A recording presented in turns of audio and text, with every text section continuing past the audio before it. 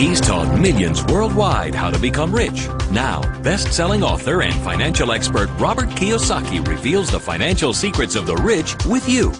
See how Robert's simple formula for personal wealth can transform your life and put you on the path to true financial freedom. 60 Minutes to Getting Rich begins right now.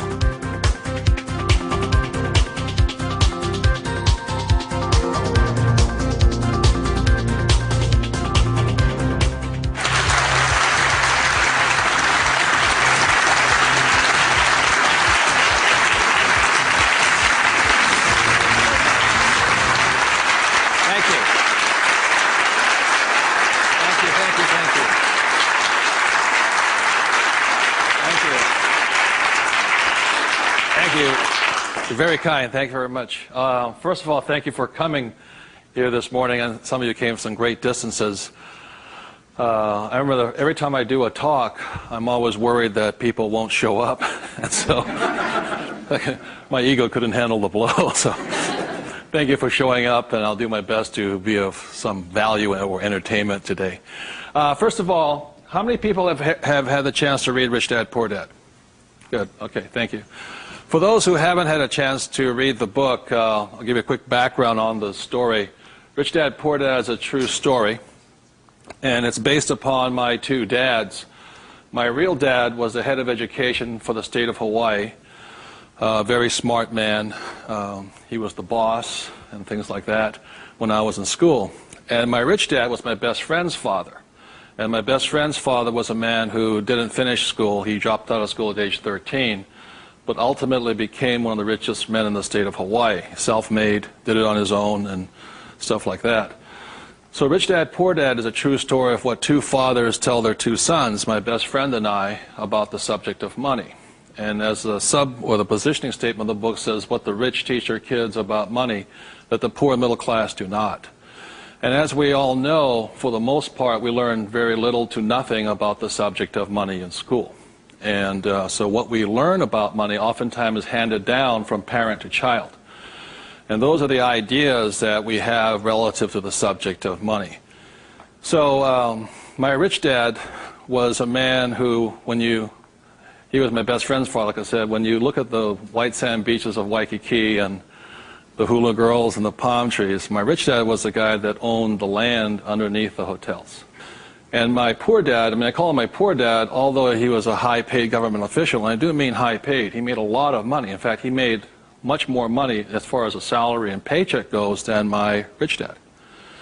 And so the story is really what my rich dad taught me as compared to my poor dad.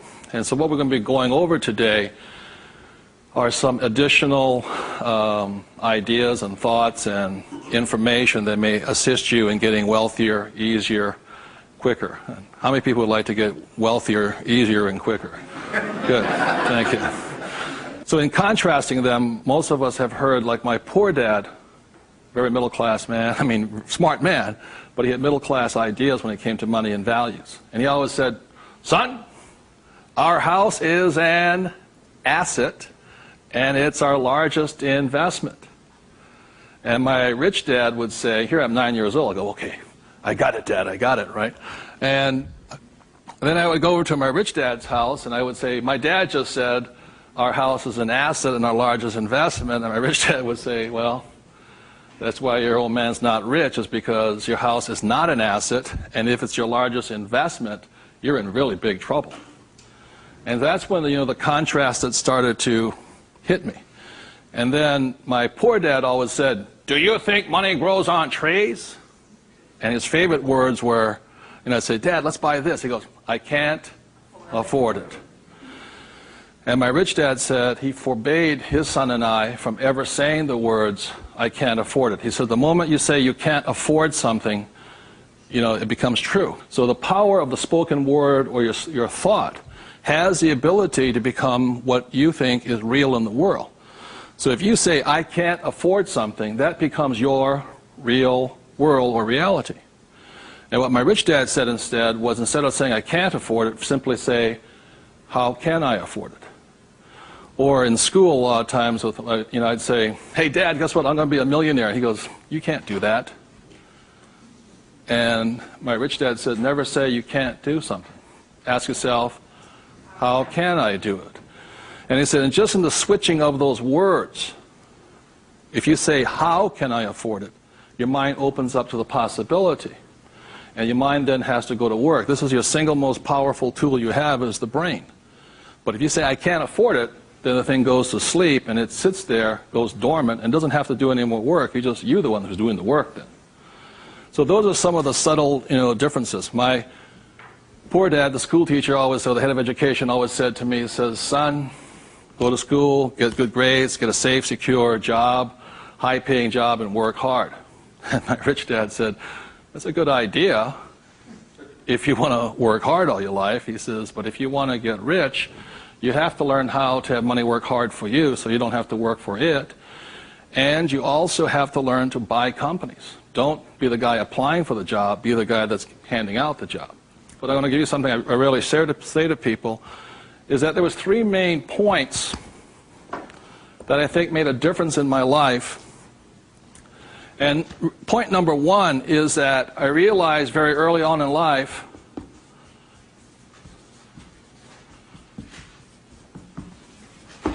money is a what? Idea. It's whatever you think it is. Now, when people say, well, how can I get more money? I say, well, just first change the way you think. Change your ideas. That's the good news. That's all you have to do. I realize when I talk to people about money, I'm slamming straight into their ideas. And, a lot of times with money, there's several subjects you don't talk about at the dinner table: sex, religion, politics, and money, and whatever.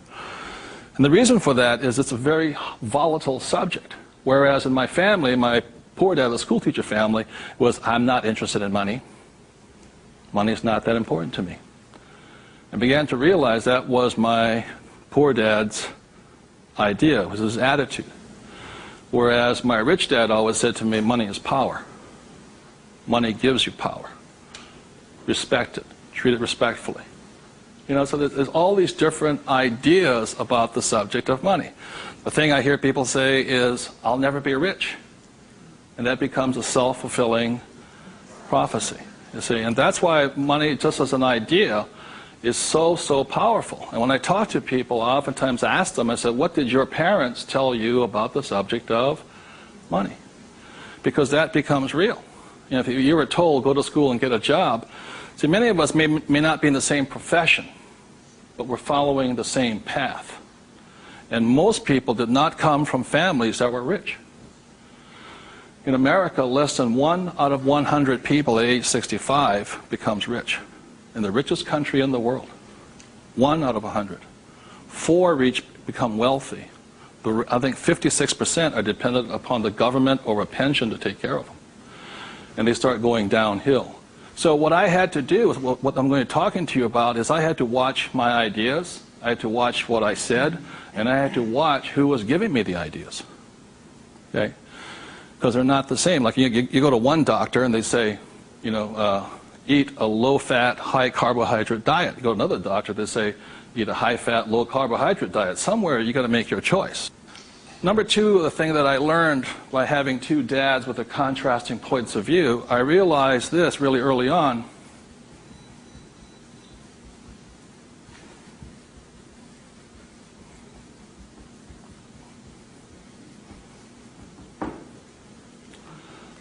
I realized that money doesn't make you what?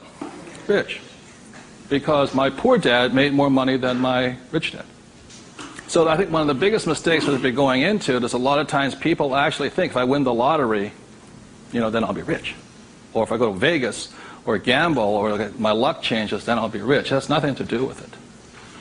Money is a very powerful tool, as my rich dad used to say. If you use it well, it'll make you richer. If you abuse it, it'll make you poor. So one of the big things that my poor dad made the mistake of saying, he always thought that if he got a pay raise, that would solve his money problems. And the trouble is, every time he got a pay raise, he got bigger problems. So it made him poorer and poorer the more money he made. Does that make sense, you guys? That was a very big problem with him. And then the third thing I realized by having 2 dads and having 2 contrasting points of view was that there's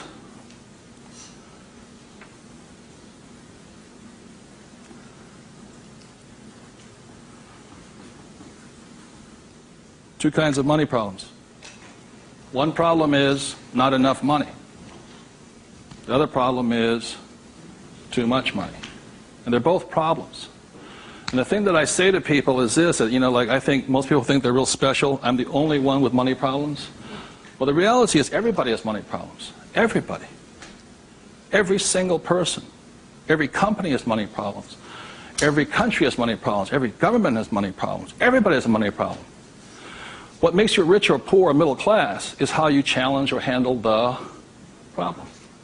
And what most people do, since, so most of us came from families where the problem was too much or too little. Too little. And that becomes our idea. We think money is scarce, hard to get, work hard for it. Very popular idiom going around today suggesting that the way you get rich is cut up your credit cards. Oh, man. Live below your means. Those are poor people's mentalities. Save, go long term, buy mutual funds. And it's not a rich person's way of thinking. I love my credit cards. They make me happy.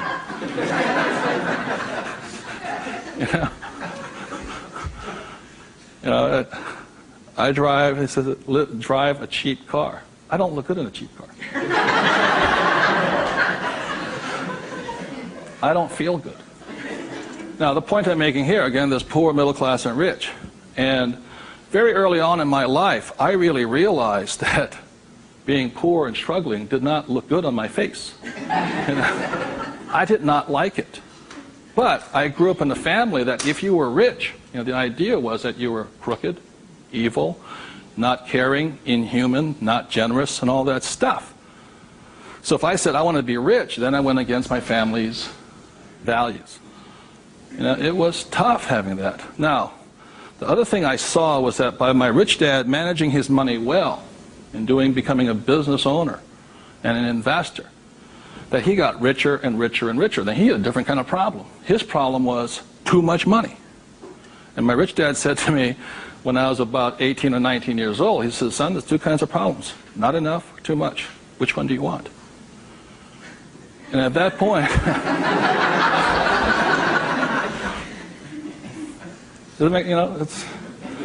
and so I made an obvious choice. I said, I like the one with too much. I want to have that problem.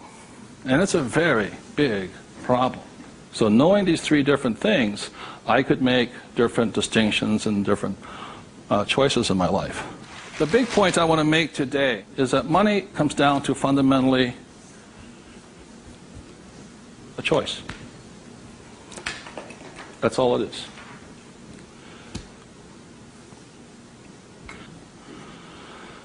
And so, as a young boy having two dads starting at age 9, I had to make a choice of which dad I was going to listen to. And it was a tough decision. Really, really, really hard because I love both men. Both men were big men. If there was a role model that they filled, they were tall, and they acted like John Wayne or Robert Mitchum, not Pee Wee Herman. They were big, strong, powerful, good, honest, hardworking men. I love them both. But their ideas were almost polarized, completely opposite. And that's why in Rich Dad, Poor Dad, in the book, I write that Robert Frost's poem, I think The Road Less Taken or The Road Less Traveled, I had to make a choice of which one I was going to listen to. Which one was I going to follow down the path? And I made that choice. And it was a hard decision because I had to go against my whole family's culture, beliefs, and they're all school teachers. When I came back from Vietnam, they said, I got my bachelor's degree. I got that Bachelor of Science. They said, now, son, you are going for your master's, aren't you? I said, I kind of doubt it. He said, but you won't get a good job. You get a better pay raise if you have a higher degree. I said, I'm not going to get a job. And it's hard. You sit at the dinner table and there's no conversation, Well, you going to get your doctorates? I said, well, if I'm not going to get my master's, I don't think I'm going to get my doctorates, Yeah, but you get a better pay raise. They came from the government model that it was not what you did, it was how high, what your degree was that you got paid by. And that's their reality. It's not my reality. So I had to make a choice. And the thing I say to people is that in many ways I'm more like my poor dad. You know, when I retired in 1994, sold my company and all this, I was set for life. You know, I realized that I'd been too much like my rich dad, and that I wanted to run the second half of my life more like my poor dad, but I was going to teach people what my rich dad taught me. And that was a decision I made. But the thing is, it's a choice. And my propensity, my natural inclination, my genetic makeup, my mental makeup is more to be poor. I have to fight my natural inclination to go for job security, to play it safe, save money, invest for the long term, all that other rot my father believed in. The point I'm making here is this: every morning I get up, I still make the same choice. Every morning I get up, I make the choice. Do I make the choice to be poor, middle class, or rich? And we all have that choice. You know, we have to, as individuals, make that choice. By the end of my talk today, you'll find out how easy it is to become exceedingly wealthy. But it's just a choice. Okay? So my intention is to maybe shake some of your core values. You know, think about the way you think, change the way you think. You may want to make some new choices and things like this. That's my purpose. So what I'd like to ask you to do is you find a partner. I'll give you about 30 seconds, and you can just talk it over. You talk about what your parents taught you, what choices you had, but more importantly, talk about this subject here. It's just an idea. What were some of the ideas you got from your family? The idea that you think you work harder and make more money, will that make you rich? I don't think so. And there's only two kinds of money problems. Which one do you want? If you're sitting by yourself, break out a notebook and just write down some of your thoughts. Because really, it's just your ideas that cause you to be rich, poor, middle class. So we take about 30 seconds and discuss with the person next to you some of these ideas. Thank you.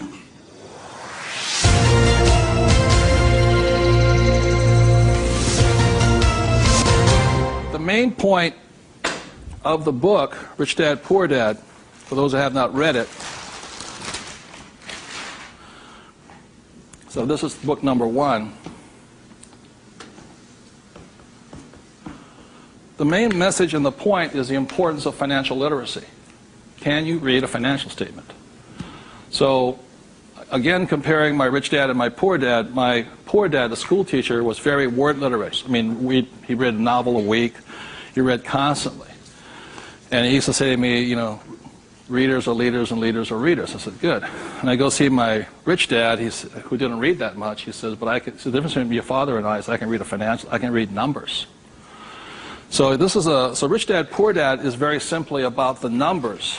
And this is an income, expense, assets, and liability. And that's the basis of financial literacy, a financial statement. Now, the problem, and so what it is about the difference between assets and liabilities, things like this. So this is really what the book was about.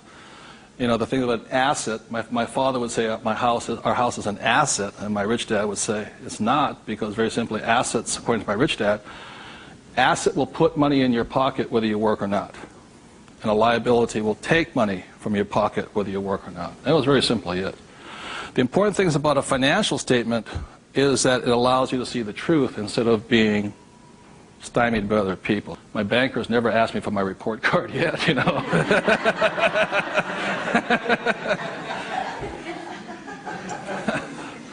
And what your banker asks for is your what? Financials. Because what a banker wants to see is your financial intelligence, not your academic intelligence. And both are important. Academic intelligence is important, you know, forever. But so is financial intelligence. So my rich dad said your financial statement is your report card once you leave school. And the problem is 99% of the people leave school and they don't have a clue what a financial statement is, much less what a checkbook is. You know, they know credit card, but they don't know much beyond that. And so they're easily swayed with the idea your house is an asset. And that's what gets them in trouble. They can't tell the difference between an asset and a hole in the ground. So that's a big problem there. Okay? And then book number 2, which is this one here, was the cash flow quadrant. Quadrant means 4. And the quadrant was the 4 people that make up the world of business. E stands for employee, S stands for self-employed, B stands for business owner, and I stands for investor. So my poor dad always said to me, son, go to school and get a job. So he was programming me to come here. But I kept saying, but I want to be rich. My mother says, yeah, don't listen to your dad, My mother was a nurse. And she says, if you really want to be rich, you should become a doctor. They make a lot of money. So my mother was saying become, specialist, self-employed, or small business owner, independent. You hear people say, if you want to be successful, get a profession. Something you can fall back on. Become a plumber, electrician, attorney, accountant, something you can fall back on. Because these guys are the smart guys. These are the people that become doctors, lawyers, accountants, and they're really the brains of the class. My rich dad said to me, Robert, you make a lousy employee.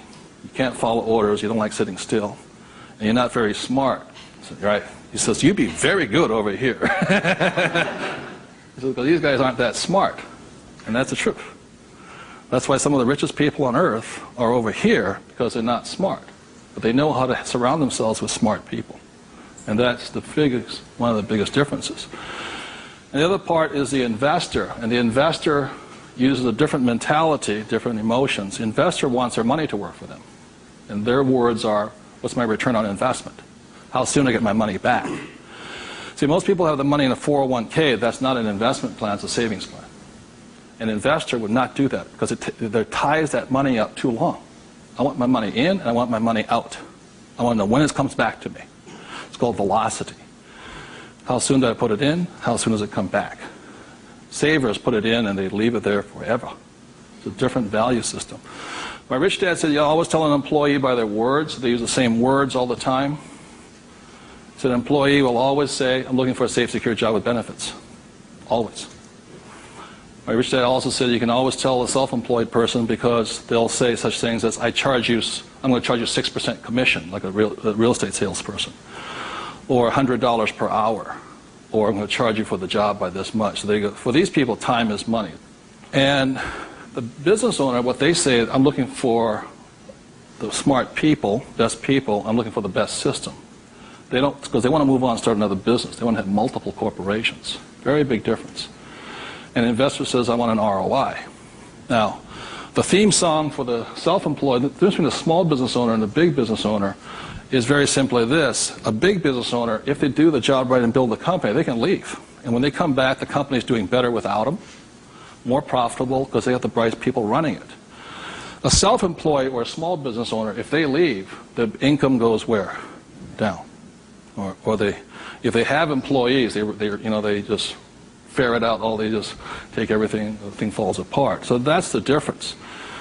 And also the difference between an S and a B is the size of their ideas. Like a lot of times I meet people come up to me and say, I want to start a hamburger stand. One hamburger stand, Whereas the same guy named Ray Kroc comes and says, I'm going to build a hamburger stand all over the world. Difference in vision, idea, and leadership skills. They're very, very different people. And the reason they're different is because emotions. This person here values, it's fear, so they want security. Security drives them hard. So they're fearful. This person over here is lack of trust. And these guys, they're highly specialized. They're also the most satisfying, because they have their own time, their own life, and all this. They're very happy this way, but it has its limitations also. And generally, these people are limited to about $500,000 a year max in here, just because time is money. Over here, it goes unlimited, how much you can earn. So there are very, very big differences in the thing. The investor here, their thing is they're neutral, emotionally neutral. In other words, what that means is they don't care if you're winning or losing. When somebody says, I go to somebody, the stock market's going to crash. But mutual funds get wiped out. They're not neutral. They're reacting. A true investor doesn't care if the market goes up or the market comes down because they're going to make money either way. That's an investor. They really do not care. They know that losing is part of winning. It's called money management, how well you do that and all this. Very, very neutral. And this person over here, the emotion is patience. You have to be patient. These guys want to get paid now. These people may not get paid, I think the average is 3 years, right? They don't get paid. That's why the first question when somebody comes to ask me to invest in their company, I say, are you willing to work for free for 3 years? I go, no. I said, well, I don't invest with you. Because you're still thinking like this. So those are the emotional differences. Because today, just being an employee is suicidal. Today you have to be employee plus an investor. You can be self-employed plus investor. Okay, you have to be on both sides of the quadrant, is what I'm saying, minimum. Whether you're here, here, or here. If you ever want some time off, you have to be an investor today. So very simply on, starting from the age of 9 and 10, I started here and I stayed here. That makes sense, you guys? I stayed here. Because this is my money working hard for me, so I don't have to work hard for money. It's a different point of view. They're very, very different. The rich have the best investments. Number one, because they have money. People say, how do you find the deals? I say, get rich. Because if you have money, they come find you. It's really simple. The thing about this one here, the richest or the fastest game in the world played today, the way to get rich forever has been this one. I talk about in this book how my rich dad went and bought one of the best pieces of white sand beach in Hawaii. And I said, how did you afford that? He wasn't making any money. He didn't have a job. He wasn't this. He says, how do you afford the best piece of beach in Hawaii? He says, personally, I can't afford it. See, none of these people could afford it either. It's about $10 million. Individually, you cannot afford it, but your business can afford it.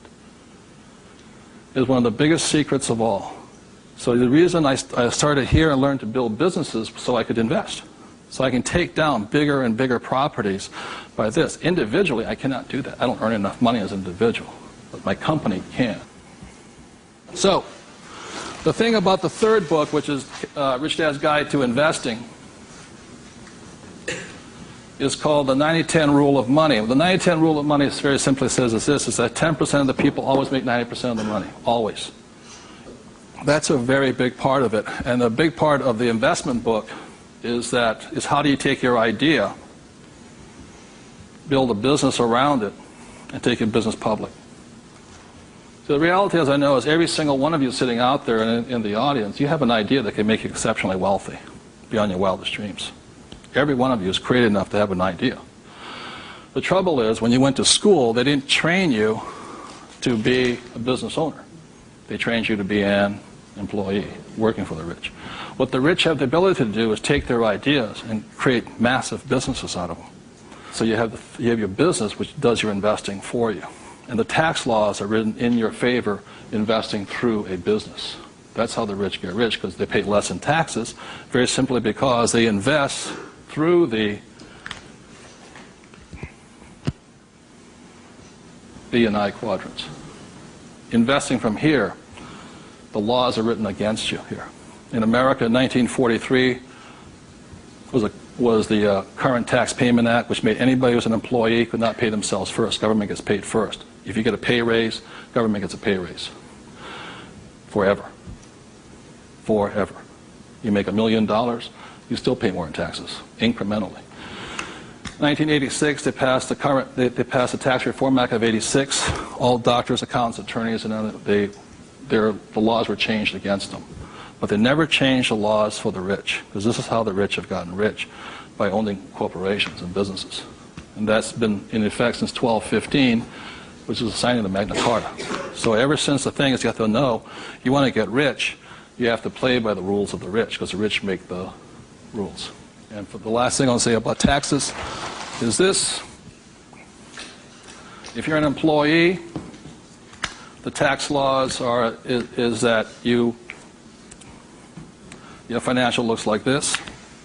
If you're a business owner, your financial looks like this. And the big difference here is this, is as an employee, your first line item expense is tax. If you're a business owner, it's the last.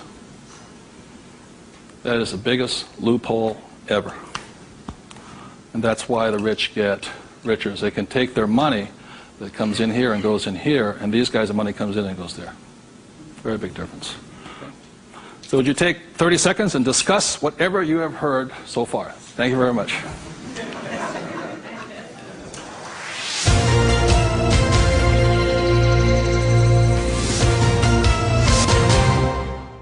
one of the ways I understand that money does not make you rich, when I was in my 20s, late 20s and early 30s, I became a millionaire.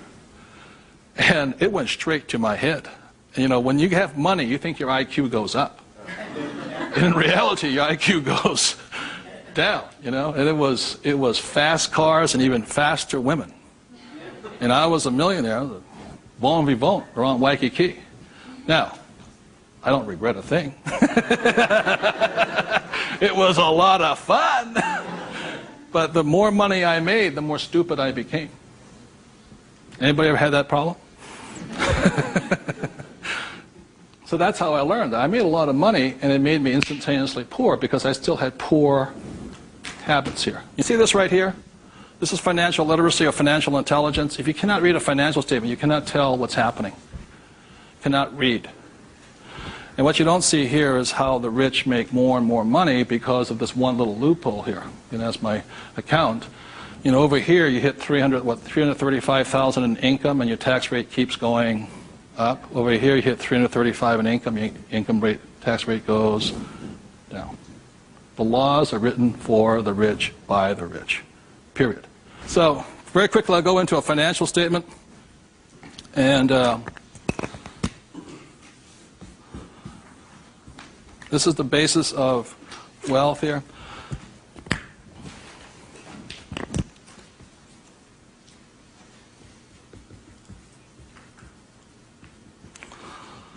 So what happens to most people is they say their house is an asset and all this. My rich dad said your house is not, whether a house is an asset or not, has nothing to do with this thing here. It has to do with the most single important word in business, and that word is called, what's the word? Cash flow. It's cash flow determines it. So, very simply, when I was 9 years old, my rich dad said an asset is something that flows money into your pocket, and a liability is something that takes money from your pocket. Just because your banker or your accountant says your house is an asset doesn't mean it's an asset. So when I read a financial, I see something listed here, and then I see whether it lodges up here.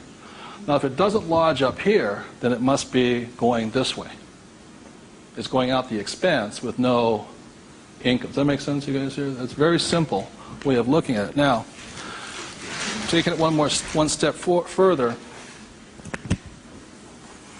this is where the confusion sets in, is very simply because if you buy a house for, let's say, $100,000, and you get an $80,000 mortgage on it, you put $20,000 down, the problem is your house is listed both asset as well as liability, and that's where the confusion starts.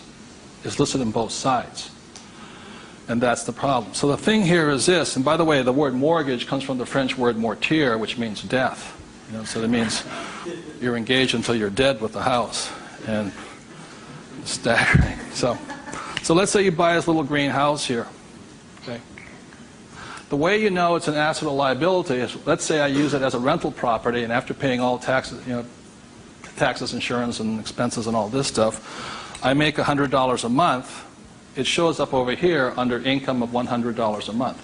Now, if let's say I have a tenant who trashes the place, doesn't pay me rent, takes me a year to evict the bugger, immediately that house becomes a what? Liability. So the house can be either asset or liability, but it's not because it's an asset or liability listed here. What determines if it's an asset or liability is income and expense. So what makes a person struggle financially is that what they do is they go out and buy a house, and they call it an asset. So you have a house mortgage over here. You buy a car, you call it an asset. You buy yourself a Gucci suit, that's called an asset. You get a gold watch, it's an asset, and all this. But they're really what? Liabilities.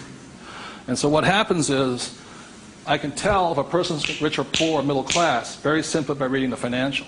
I can look at the financial and see this.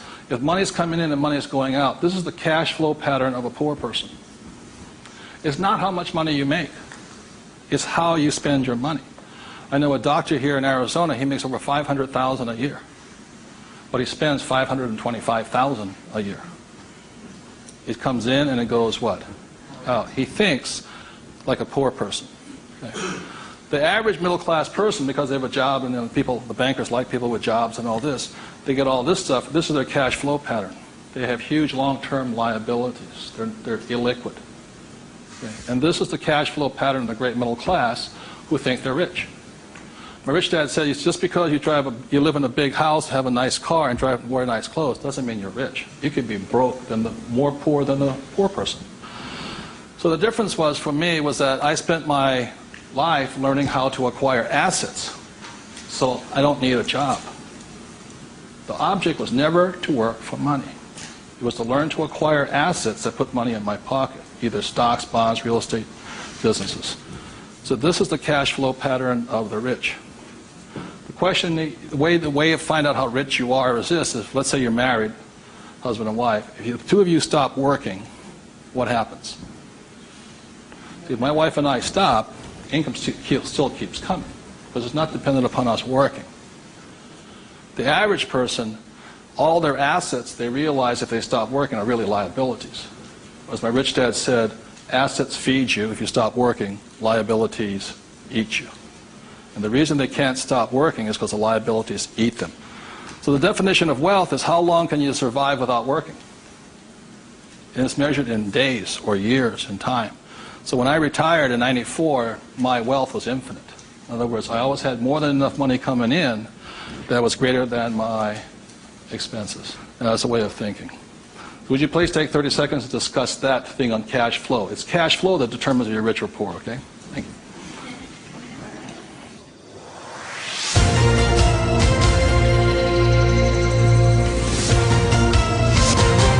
So one of the things I'll be clear on this is whether you're an employee, self-employed, business owner, or investor, the most important thing is this asset column here is your business. One thing my rich dad said, you got to mind your own business.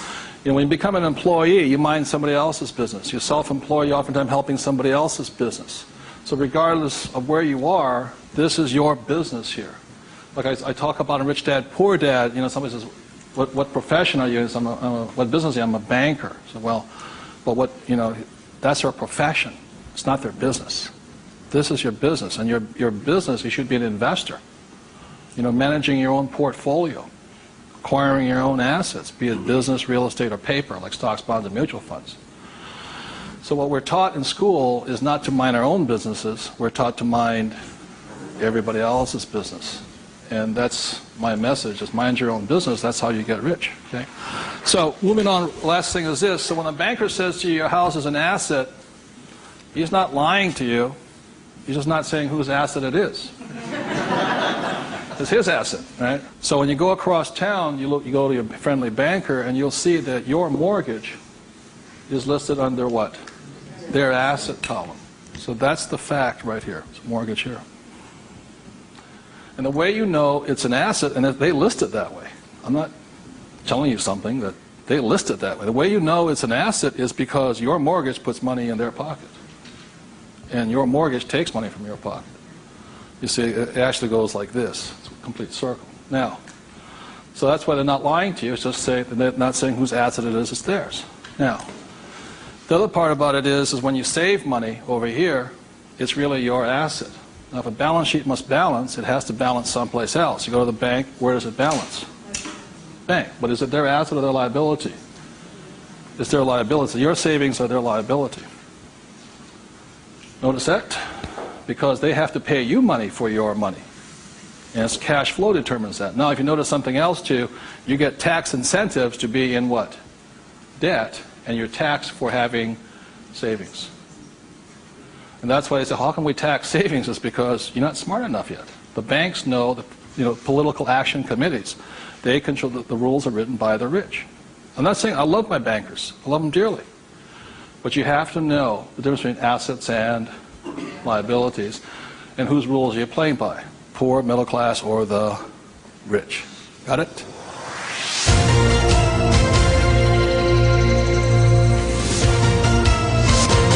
I'm going to talk about a subject that's getting nearer and dearer to many of my peers' hearts lately. And the subject is retirement, or the lack of the ability to retire. So I said the way I retired early has to do with the issue of this.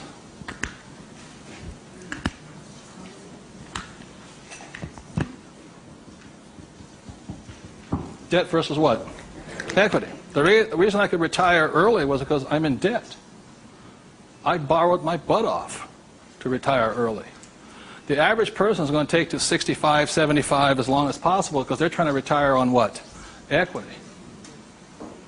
In other words, they're going to try and use their hard-earned cash to retire, where I would rather use the bank's money to retire. So I am in debt up to my eyeballs. Because the reason is and I know some of you out there, because I'm sure some of your parents told you to get out of what? Debt. Well, that's not that intelligent. Because you have to know there's good debt and what? Bad debt. And most people are loaded with what? Bad debt. And if you want to get rich, load up with what? Good debt. And the question I asked those bankers, I said, let me ask you this. How long would it take you to save $1 million? I'll ask you guys, how long would it take you to save $1 million? A couple of years at least, right? Yeah. How long does it take you to borrow $1 million? About 10 minutes. If you have good financials. And that's the difference. And that's the price people pay for not being educated in this world, to think that they have to work hard, save money, and finance your retirement on equity. I'd rather do it on debt. And the way I do it on debt is my banker will always lend me money on a thing called real estate. Always. They will not lend me money to buy stocks, but they will lend, even if it's, bank of, what stock, their own stock, they won't lend me $1 million for 30 years at 8%. But I find a commercial building, $1 million, 8%, 30, they'll all day long. The thing that scares me right now is never have so many people in the history of the world bet their retirement on the stock market. And they've bet real money. Am I correct? And trust me, the market will crash. Always has and always will. Now, those taking deep breaths right now, because you're not, because that should be good news. Because if it crashes, that's when you get rich. But the people who have been trained to think of playing it safe and all this, they're going to be in terror. Completely different point of view.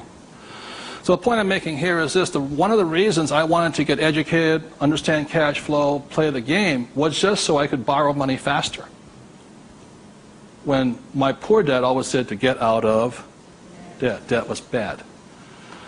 So I just called, I just called my broker down the street here. I said, I need 2.4. He says, come in and sign the paperwork. That was it. 2.4 million, just sign. Now, because I can take that money and make 10 million out of it, the average person will go on vacation with it. Or buy a big house, or buy a boat. It's called fiduciary responsibility. If you can prove you know how to manage your money, and you have the good financials, plus you have a couple of million in cash, they'll lend you all the money you want. Because they know my problem is too much money. And the reason I buy real estate is because I get more tax breaks. The real estate is a game of the rich, not paper. It's a really interesting world. So what I'm going to go into is how you can get to the point where you don't, I'm not recommending just go out and borrow today, especially if you have no education. I spent 40 years getting here, to the point where I can call my broker up. Before, 10 years ago, I'd call them up and they'd laugh. How much do you want? But I took that as a feedback that I had to improve my financials. Does that make sense to you guys here? To the point where they would say yes. So the difference between my poor dad and my rich dad was this. My poor dad always said, get a high-paying what? Job. Big mistake. Because the trouble with a high-paying job is you get taxed. So my rich dad said, that was my poor dad, high-income job. That was the key to success. That's a very middle-class, pedestrian point of view. The rich know this. It's not how much money you make. It's how much money you keep. You've got to keep it. It is not how much you make. It's how much you keep. It's called the income to expense ratio. In other words, how much drops to your bottom line. Does that make sense to you guys here? How much drops? So the minimum is 30%. So you're making $1,000. The minimum that can drop is 30%. If you're not going 30% to the bottom line, in other words, this way, and you don't have to do it, I'm just giving you the ratios that work. If you have $1,000 coming in this way, then 300 needs to hit here somehow. That's the ratio. The average person, you know how much is hitting here? Nothing. That's why they're poor. They're making more and more money, a high-paying job, you know. I went to the university to get a high-paying job, and I'm now a GS-19, and I'm getting more money, but less is dropping here. Does that make sense to you guys here? Because they're buying more what? Liability. It's called the income-to-expense ratio. How much is dropping? That's what counts. I listened to Sir John Templeton. He said when he first got married, for every 1,000 that came in, 500 hit here. That's what makes the rich rich. It's not how much they make, it's how much they keep. It's a matter of focus. And my poor dad always said, I'm making more money. My rich dad says, I'm keeping more money. Big difference. Huge difference in long-term wealth. It's how much is hitting this here. So, the thing I have is an exercise that'll prove that anybody can be rich. And when I was a little kid, my rich dad gave me one of these. He gave me 3 of these little things. They're called what? Piggy banks. So if you want to get rich, go out and buy 3 of them. Okay? 3 piggy banks. That's all it takes to train yourself to think to be rich. Now, for every piggy bank, so you have 1 piggy bank, 2 piggy banks, 3 piggy banks. 1 is for saving, 1's for investing, and 1 is for tithing or charity. Very important to give. The decision you make today, I'm talking about choices. You can say, well, that's too simple, you know. But the choice you make is for the rest of my life, or for the next 90 days, whatever you can handle, how much am I going to put in each bank every day? Not once a week. Every single day.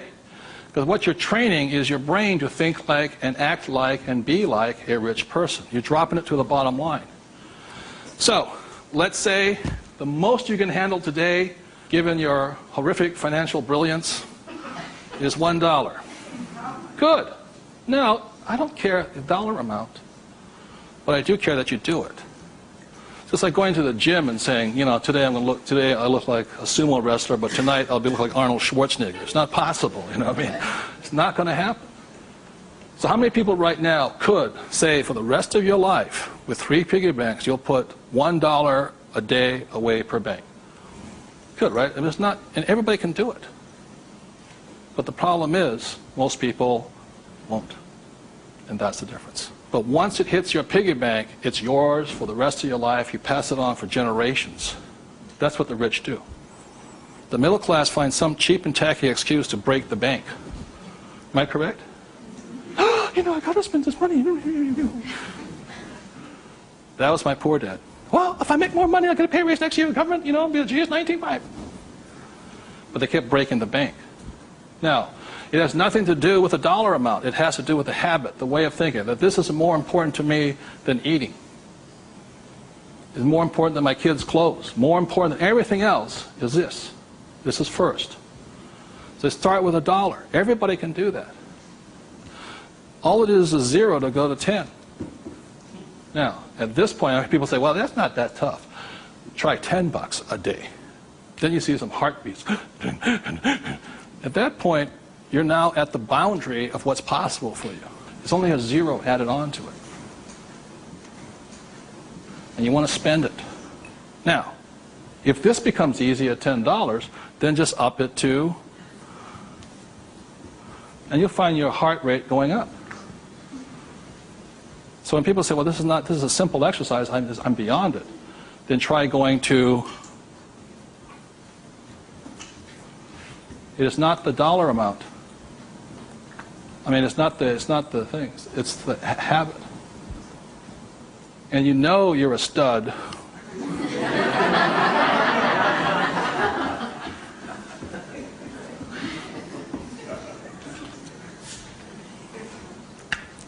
This never spent. This is what your mad money is. You buy your properties and stocks and bonds, mutual funds with. You can afford to lose this if necessary, but you never lose this one. And you tithe your church or charity of your choice. Now, I give to the charity that I would like to support, but I don't have the time to support. So you put your money where your body would be. Does that make sense to you guys here? My rich dad gave it to his church. My poor dad gave nothing. He says, when I have the money, then I'll give it. That's why he was poor. The next point here is that my rich dad always believed in job security. My poor dad, job security. And my rich dad believed in financial security. So the way you get financial security is, again, via these three things. This is the basis of it. Savings, investing, tithing. So the way you get financial security is start with this, and then I start investing with this. Does that make sense? My investing account, this is when I have my fun. I play with that money. So the deal here is this, whether you're buying a business, real estate, or paper, the ratio is this. You can ask my wife the question. For every, somebody says, well, I don't have any money. How do I get some money? I said, start with that, the 3 piggy banks. Or how do you find a nothing down deal? The reason they want a nothing down deal is because they got nothing to put down, right? And that's the most risky thing you should do. You can only take a nothing down deal when you have a lot of money to put down, because it's too risky. I can take a nothing down deal because I got the money to cover it in case it goes bad on me. But the point here is this, how I got my experience, how I can find a deal is this. You can ask my wife this. For every one property I buy, how many properties or businesses or stocks do I analyze? 100. That's the ratio. Before I buy one piece of property, I will analyze a minimum of 100 properties. If I don't buy one property in that 100, I start all over again. It's 100 to 1 is the ratio. That's how I find a deal. Not only that, is when I had no money, what was I doing? Still analyzing a deal. It's 100 to 1 before you can find one deal. And people come, I went with a ride with a realtor and we found one property and we bought it. I said, how many did you look at? Just that one. That's an idiot, not an investor. They have no clue. The way you want to find out the market trends, the ups and downs, the ins and outs, is you got to analyze 100 deals. Out of that 100 deals, you put in offers on 10. Because 90 are bad. But in the practice of analyzing the deal, you get smarter. I learn more. I learn something from each deal I look at. Of the 10 I invest in, or I put offers in, I might get 3 accepted. Now, this gets my friend Dolph DeRoos, who's a real estate genius. He says, if this number is like 6, what does that mean? You're offering too much money. That means you're not being tight enough. You've got to screw it down a little bit more. It gets down to nobody accepting, you're too tight. So you want to keep it in this ratio. Of that, you'll buy one property. When people say, how did I get my education? I got my education evaluating deals. I estimate to this day right now, I've looked at over 50,000 deals. That's how I got smart. Instead of going to work, I look at deals. If I'm buying a business, the ratio is the same. 100, 10, 3, 1. If I'm buying a stock in a company, I've got 100 companies, same ratio. Everybody can do that. Does it cost them any money? No. Not at all. It's free. When I go on vacation with my wife, Kim, she knows where I'm going to wind up. It's a real estate office or a brokerage office. Because it's a habit. So this is what gave me financial security, and what my poor dad focused on was what? Job security. He had no assets when he lost his job. Okay? 30 seconds, please discuss that ratio. 50,000 properties I've looked at now.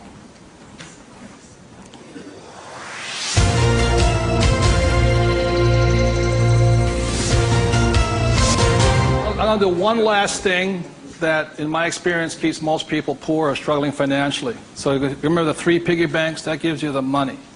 Doing this, 100 deals. The reason I don't have a job is because it interferes with looking at deals. I don't want to do that. I'm looking at a deal constantly. That's the people that work with it constantly. That's all I'm doing is tracking down deals. It's a waste of time to work. I don't get rich. So that's the thing. The second part is most people don't have the time to spend the time to get rich. They're too busy working for the money. And the third part is most people say it's risky or it's fearful or they chicken out. They see a deal. Even if they see it, they back out. And I've seen so many people do it. And the reason for that is because if this is an iceberg, okay, most people, they say, I'm going to get the 3 piggy banks, I'm going to look at 100 deals, but it comes time to put the money, we call go hard on the dollar. Got to go hard. If this is your conscious mind, let's say, this is your what? Subconscious. Money, sex, politics, religion. This thing takes over. I have seen people, hey, I might lose money, when the stock market crashes, and what if this is bad, and I'm going to call my accountant, my attorney. This talks. I see him walk away from it. Well, I'll think about it. It doesn't cost you anything to buy a piece of property. Nothing. It costs nothing. It's called you put an option down on it. I sit there and say, well, you want $1 million? I said, here's a $20,000 check. Don't cash it for a week. I'll see you. I option it. Same as in the stock market. Option. I don't use the thing. It doesn't cost you any money to buy a piece of property. But people will talk themselves out of it. Instead of interacting, these guys are reacting. And it's really tough here in Arizona, or you don't know what it's like to be in New York. I'm going, it doesn't make any difference, because the problem is between your ears. Because the fears come up, they start talking. You can't talk to these people at that moment. They're like, and the reason is because of the magic word.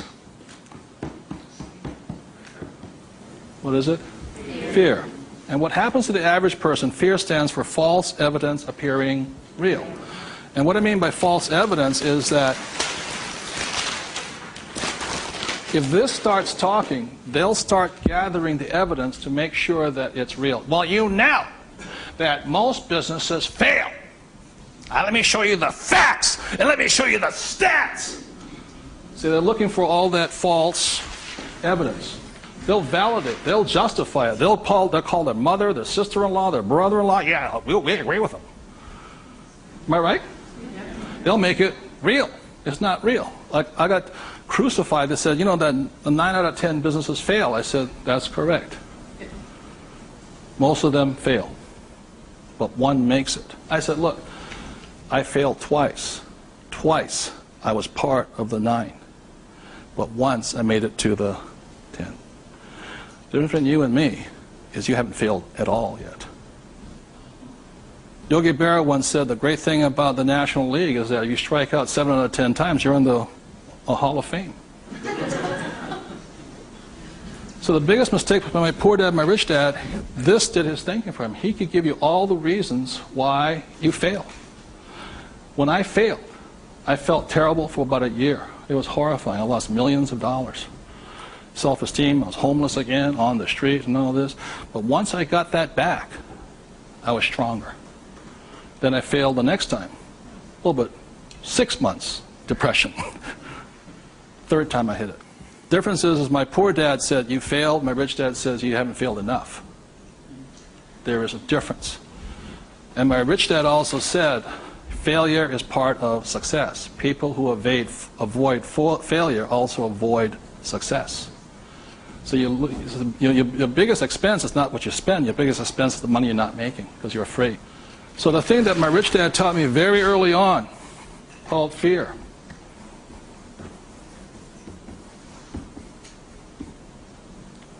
Fail early and fail responsibly.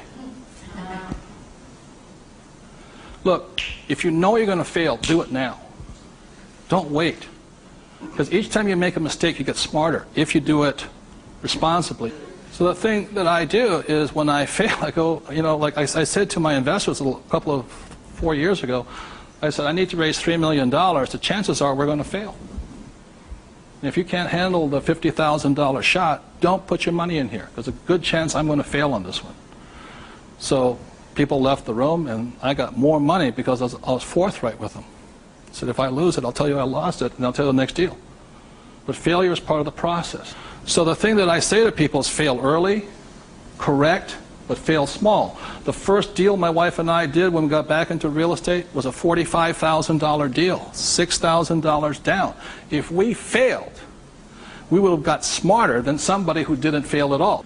But we didn't. So we pushed the boundary, going bigger and bigger, hoping to fail. Well, everybody's avoiding failure. I'm hoping to fail because I'm going to get smarter. I open my mind up. I ask people for their advice. I synthesize the data, make my own decision. But I live and die. If I make a mistake, I own this. I apologize. I blew it. I made a mistake. This is what I learned. Continue on. So I want to thank you all for being here. The thing I want to leave you most with is that every morning, as a 9-year-old boy, I thought, who was going to listen to? It was a choice, rich dad or poor dad. Every morning I get up and I still make that choice. Who am I going to listen to? And I hope you make your choices for yourself. Thank you very much.